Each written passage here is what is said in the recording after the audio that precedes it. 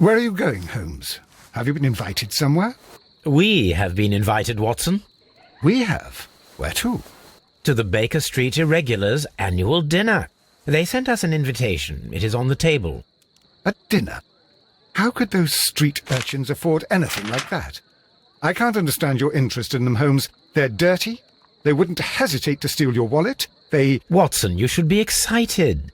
It is a secret dinner. Its location changes every year. Read the menu. Sounds mouth-watering. All right.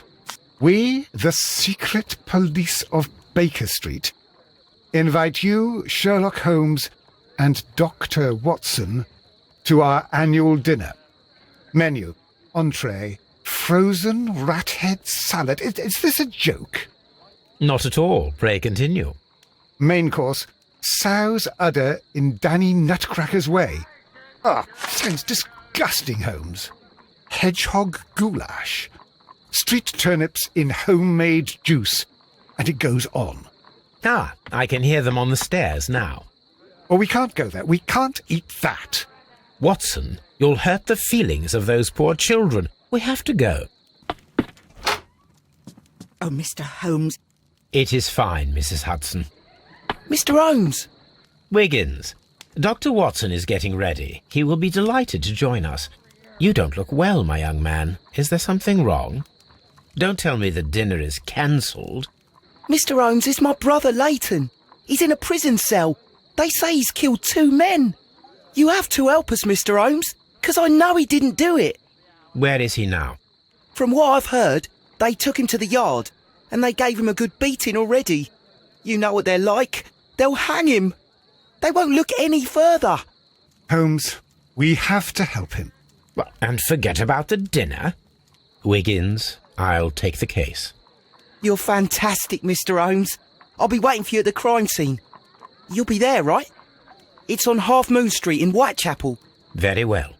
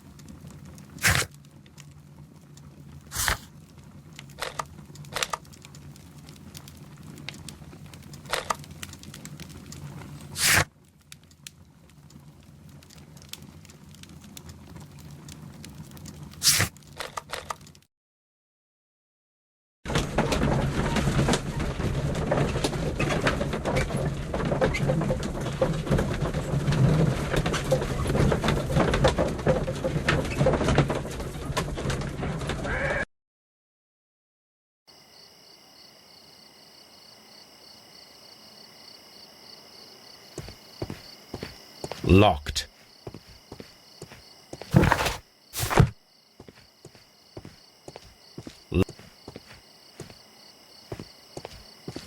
Locked. Locked.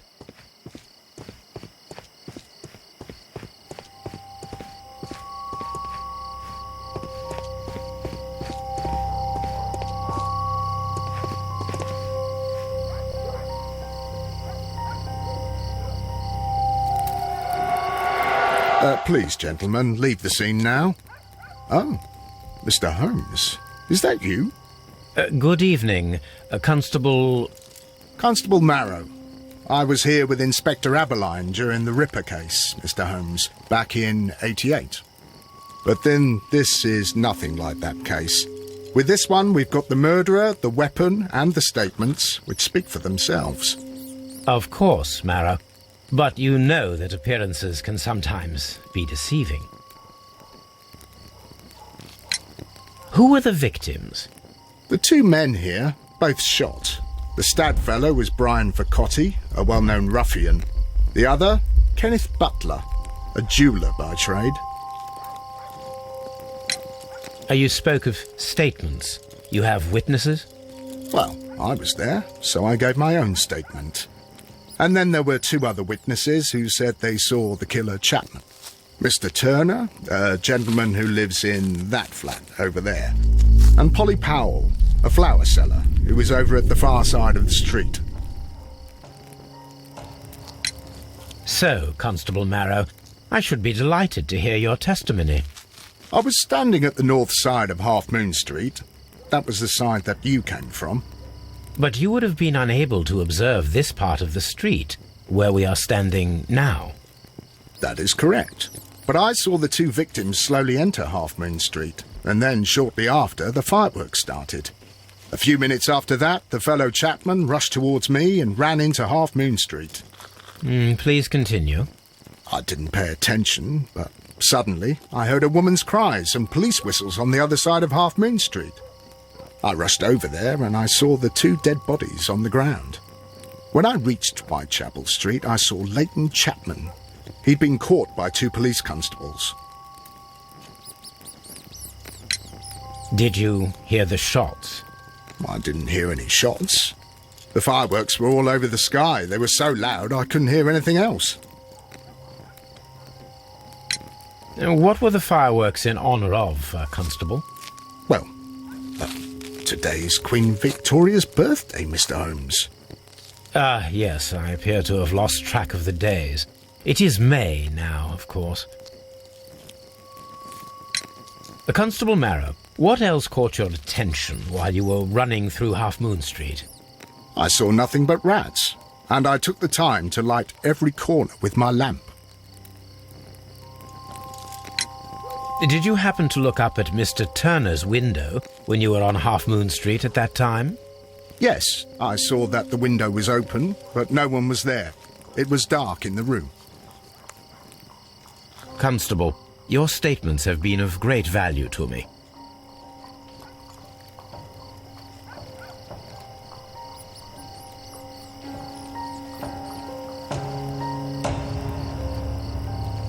A tattoo from Westgate Prison. Vercotti must have done some time there.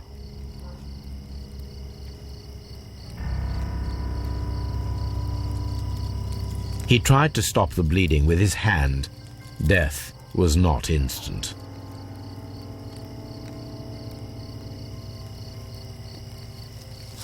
The bullet penetrated his stomach, a dreadful wound.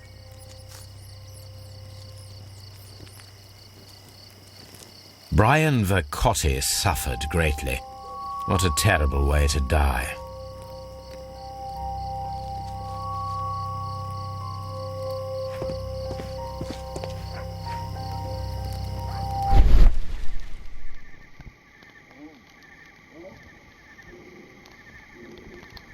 A piece of wood that has stuck between the cobblestones. Let us take a closer look.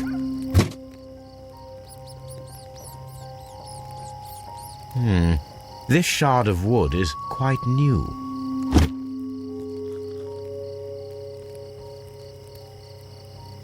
The bullet struck his head. This man didn't stand a chance.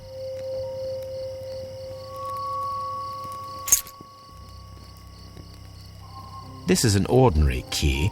I wonder what kind of door it opens.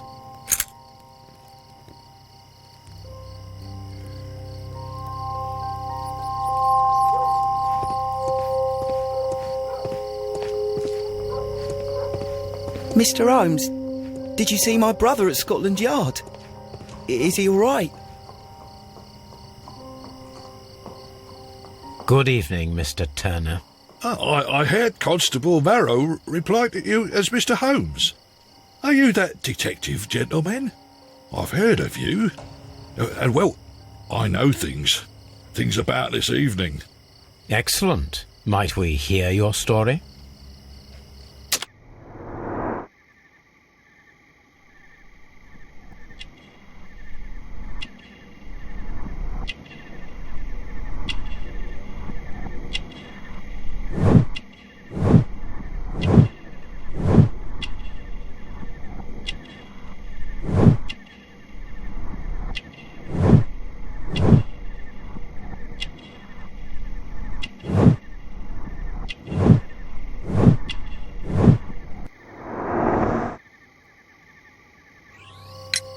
Could you tell us everything that you may have seen or heard?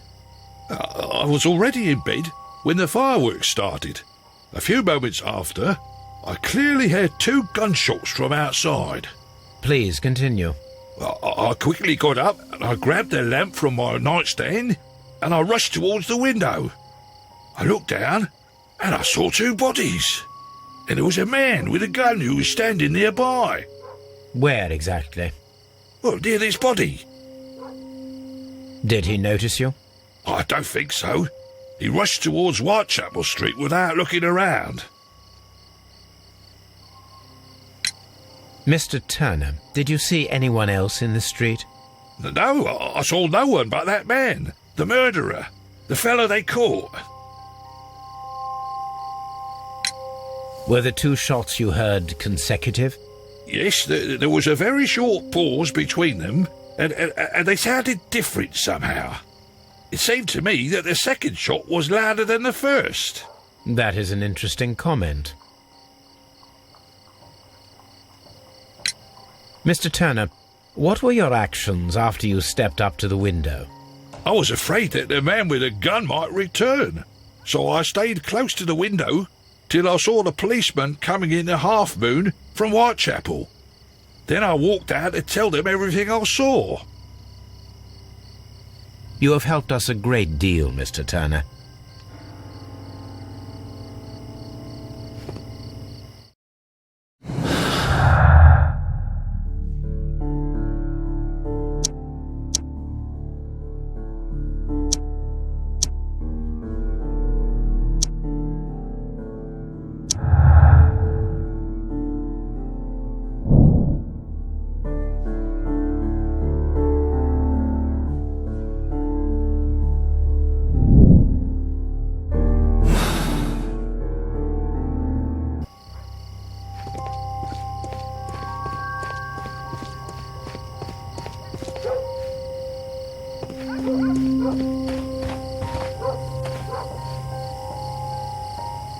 Mrs. Powell?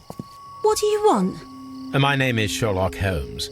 I'm assisting the police with their investigation of the crime that took place this evening. Well, I've already gave my testimony, but very well. Could you tell us everything that you may have seen or heard? Yes. I was selling my flowers as usual, and then the fireworks began, in honour of Queen Victoria. I enjoyed those. But then, all of a sudden, a young lad ran out of Half Moon Street and stopped just by me. He had a gun in his hand. He was like a ghost, and all covered in blood. It was dark, but I could see him, because of the flashes from the fireworks. And then? I screamed as loud as I could. I knew that a policeman should be on duty in the vicinity. He had no time to escape. 2 constables got him. Then another constable came out from the very same street, and I heard him talking of a horrible murder. Mrs. Powell, did you hear the gunshots? I'm not sure. You know, what with the fireworks? Did you see anyone else leaving Half Moon Street, prior to or at the time of the crime? No, sir, I did not. Even with all the fireworks, I was very attentive, as I'm always on the lookout for customers. My thanks to you, Mrs. Powell.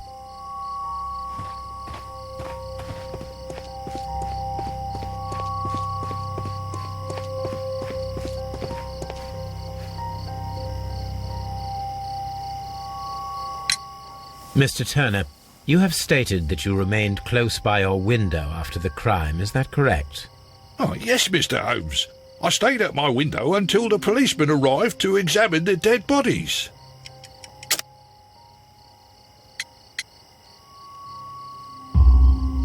That is very interesting, Mr. Turner. Constable Marrow stated that he did not see anyone at the window when he was running through Half Moon Street. Well, I think Constable Marrow and me, we might have been distracted by the whistles and shouts coming from Whitechapel. We could have missed each other somehow. You understand what I mean? It was a bit of a stressful moment, to tell you the truth, sir. Allow me to form my own theories, Mr. Turner. Would you mind showing me the view that you had from your window? Not at all, Mr. Holmes. Please, follow me. Mr. Turner appears to live very modestly.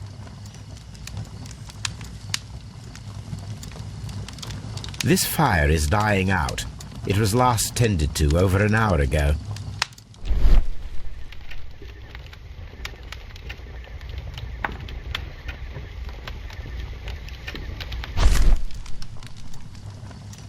The papers are almost entirely burned. I am unable to see what's written here. These words are illegible. The papers were thrown into the fire just a short while ago.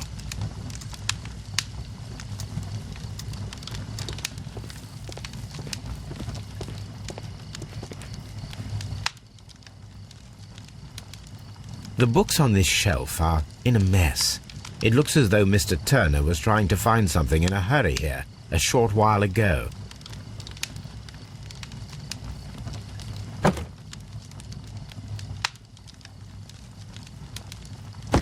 A perfect match. So, Mr. Turner broke his stick when it became stuck between the cobblestones. He did not mention that he was so near to the victims.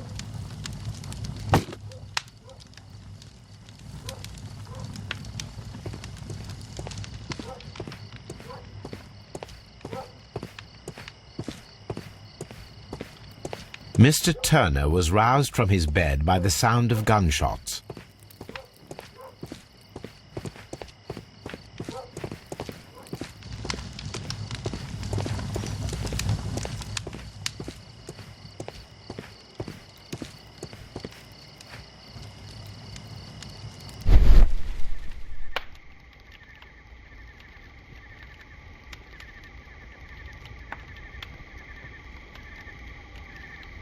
There are pieces of shredded paper scattered over the table. This kitchen knife is quite sharp. This kitchen knife was used to cut the paper.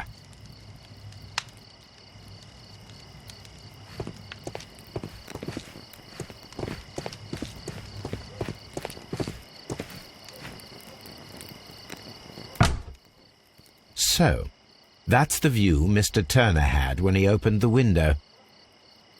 The dead body of Kenneth Butler. Brian Vercotti's contorted corpse. Mr. Turner had a perfect view of the crime scene. He saw the bodies clearly, and Leighton Chapman standing over them.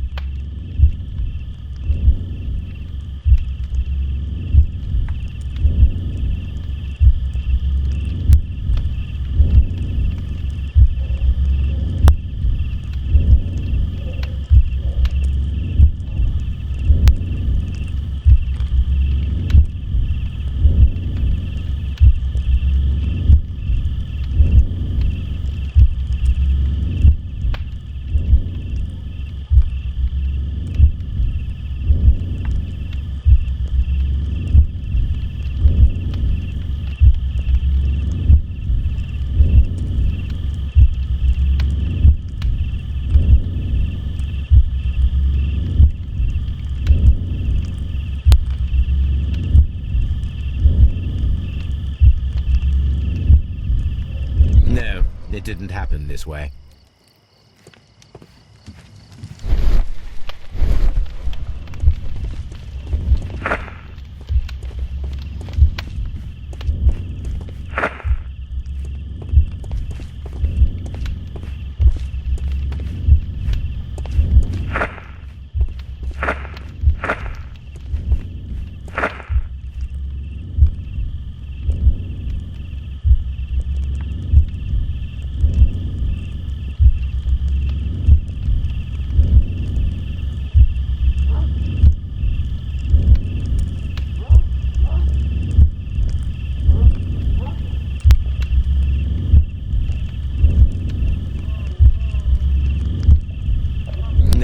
It didn't happen this way.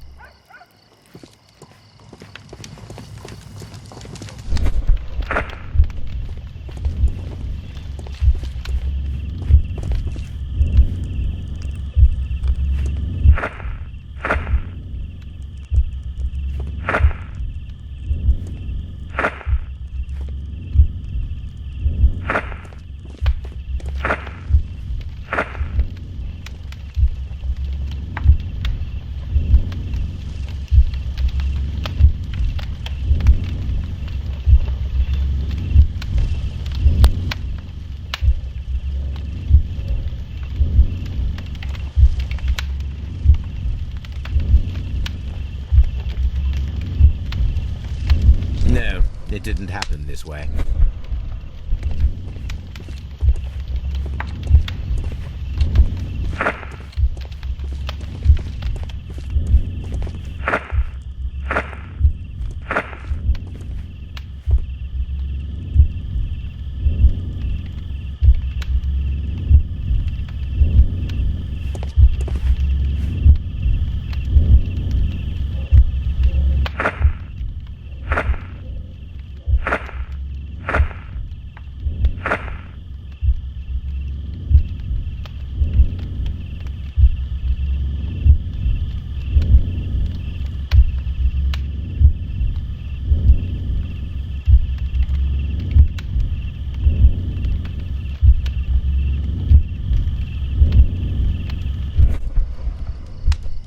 So Mr. Turner used a book to hide an object that he found on Kenneth Butler's body. The question is, what did he find?